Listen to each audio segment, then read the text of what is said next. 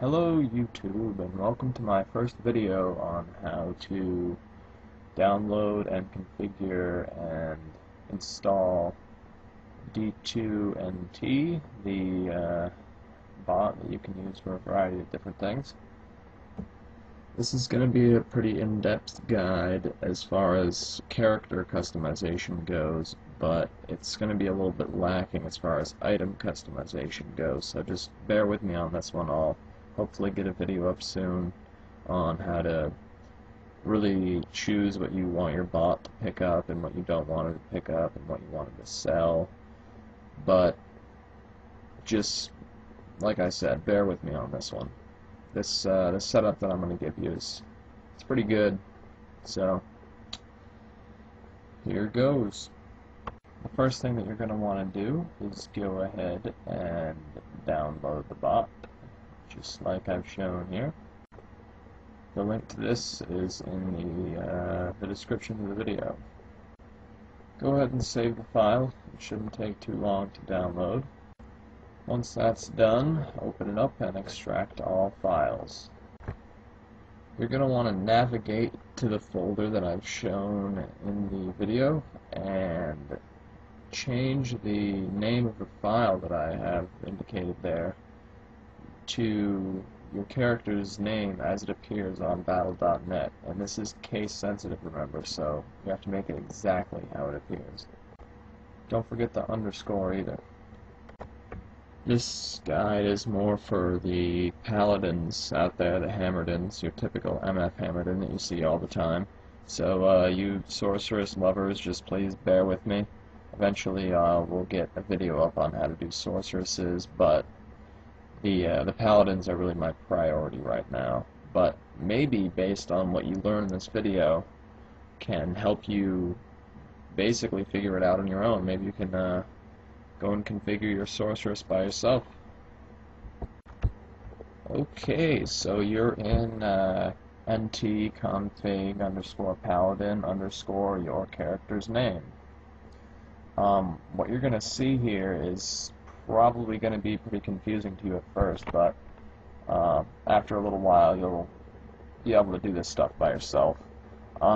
Just right at the beginning there, you'll see boss configuration and a bunch of nonsense with some Diablo related terms in there. What these are basically like shortcuts to these other files that you can also edit, but I'll get to that. They're shortcuts to files that your paladin will use to run these to bot these games. And what you want to do is add the 2 slashes that you're going to see a lot of to anything that you don't want to run. Remember, the 2 slashes means you don't want it, and remove the 2 slashes from anything that you do want to run. Also, true and false, there's little extensions on there you'll notice. Say you want to run Eldritch and Shank, the Overseer. Just go to the end there and change that from false to true, and your bot will run Shank as well. Next, I have these labeled 1, 2, and 3. 1 is the number just next to it. I think it's a 2000 on here, is the number of milliseconds that your character will wait doing nothing after you create a game. Number 2 is area delay. Anytime that you change areas, whether it be going through a town portal or going up or down stairs, he will also wait, so I would set that to 1 second just to be safe. And the last one is how long he'll wait after clearing an area before picking up items. I would set that to somewhere between 50 to 500 milliseconds. This next section is very self-explanatory.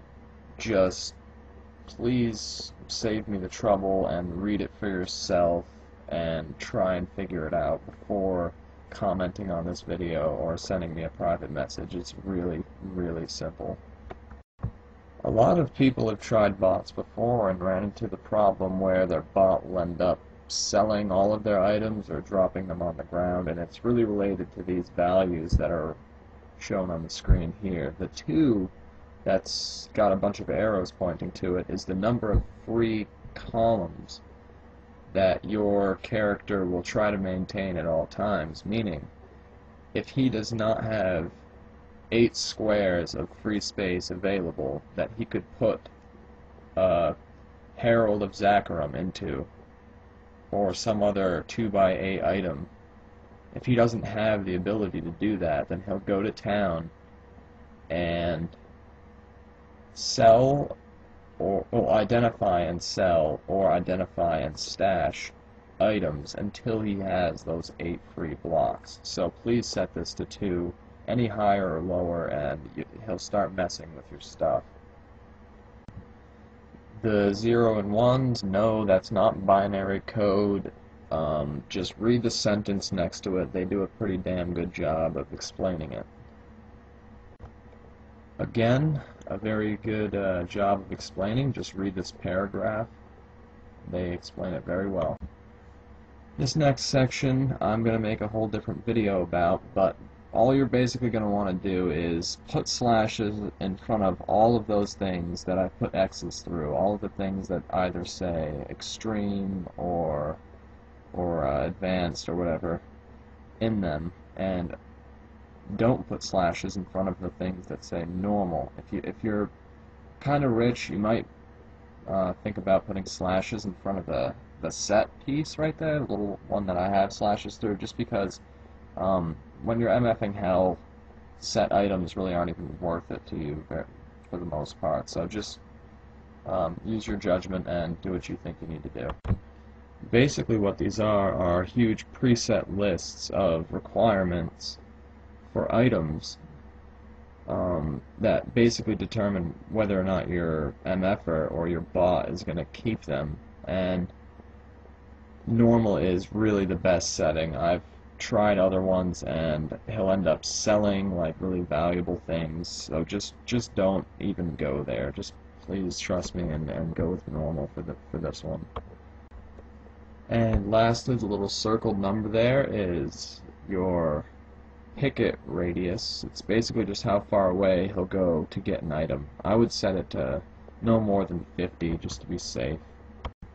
Now you're going to want to scroll all the way to the bottom, because the rest of that is just cubing and gambling, and it's just going to confuse you or screw you up, so just don't mess with that, at least for now. And when you get to the bottom there, you're going to see a few things that I've highlighted. All you're really going to want to do is change them to what I have them changed to, just for practical purposes. The only thing that you really need your judgment for is the declone option. Really only set that to true if you have something that can defeat Tristram, whether it be an Uber Smiter or some kind of barbarian or a summoning necro. Definitely put slashes through those little pieces that I have a box around, or slashes before rather. You're gonna get nothing from them but trouble. And play with the redemption as you see fit, and that's about it for setup, save, and exit. Next, open up D2NT Manager. It should bring up that little window, and you're going to want to hit Add, as shown. This part's really self-explanatory. Just fill it out as it asks you to, and hit OK. And the last step here is clicking Save and then hitting Run, and it should run your bot. I think it'll ask you for your password. Just punch it in, and your bot will start running. Remember, using this could possibly get you banned, and that's not my fault. I take no responsibility for that. Use it at your own risk and for your own benefit. Thank you, and have a good day.